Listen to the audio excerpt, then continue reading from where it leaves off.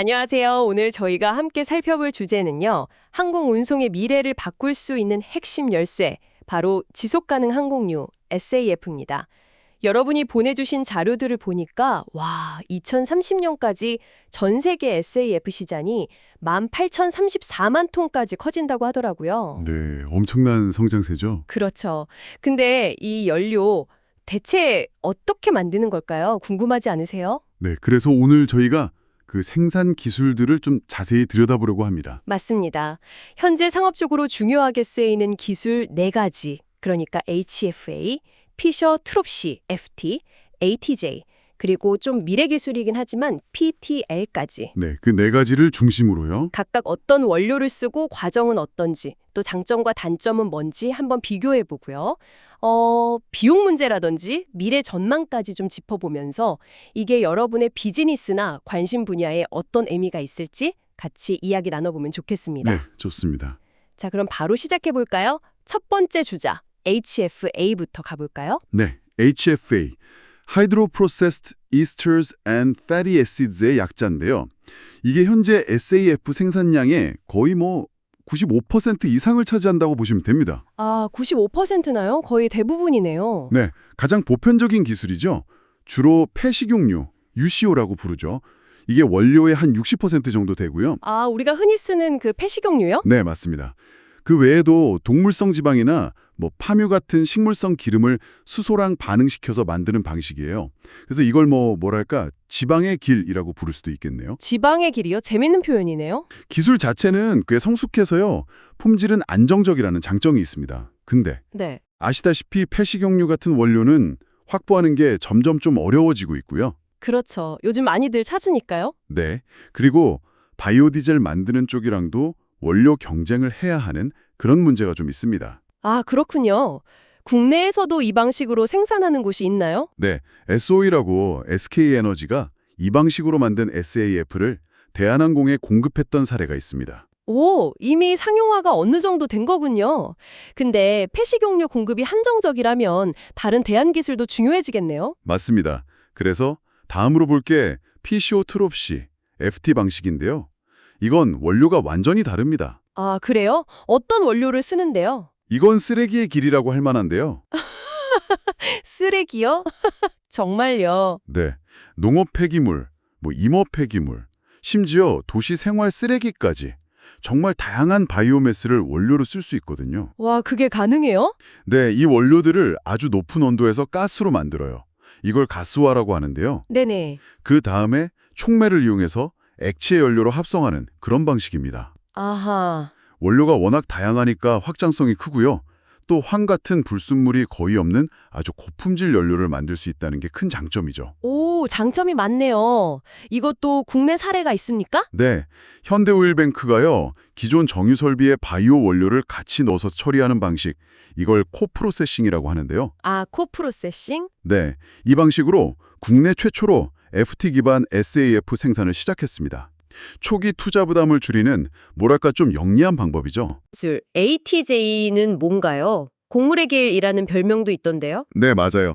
ATJ는 알코올 투젯의 약자 그대로 알코올을 항공유로 바꾸는 기술입니다. 알코올요. 네, 주로 옥수수나 사탕수수 같은 바이오매스를 발효시켜서 만든 에탄올을 사용하는데요. 아, 그래서 곡물의 길이군요. 그렇죠. 그래서 기존의 에탄올 생산 인프라가 잘 되어 있는 미국이나 브라질 같은 나라에서 좀 유리한 방식입니다. 그렇겠네요. 특히 요즘엔 볏짚이나 옥수수대처럼 먹지 않는 바이오매스, 이걸 2세대 셀룰로스 에탄올이라고 하는데요. 이걸 활용하면 식량이랑 경쟁한다는 그런 논란도 피할 수 있고요. 아, 그게 중요하죠. 네, 탄소 감축 효과도 최대 85%까지 높일 수 있다고 합니다. 미국의 지보나 일본의 ENOS 같은 회사들이 지금 상업화를 열심히 추진하고 있습니다. 85%면 상당한데요. 자, 이제 지방, 쓰레기, 곡물까지 봤는데 마지막 네 번째 PTL. 이번 정말 좀 미래 기술처럼 들리던데요. 공기랑 물로 연료를 만든다고요? 그렇습니다. PTL, 파워툴 리퀴드는 그야말로 공기의 길이라고 할 수 있겠네요. 공기의 길. 네, 공기 중에서 직접 잡아낸 이산화탄소 CO2하고요. 재생에너지로 물을 분해해서 얻은 그린 수소 H2, 이 두 가지를 합성해서 인공 원유를 만들고 이걸 다시 정제해서 항공유로 만드는 방식입니다. 이른바 이퓨엘이라고 부르죠. 와, CO2랑 수소로요. 정말 SF 같은데요. 그렇죠. 원료가 공기랑 물이니까 이론적으로는 거의 무한하고요. 사용하는 에너지만 100% 재생에너지라면 탄소 감축 효과도 90% 이상으로 가장 높습니다. 90% 이상이요. 대단하네요. 네.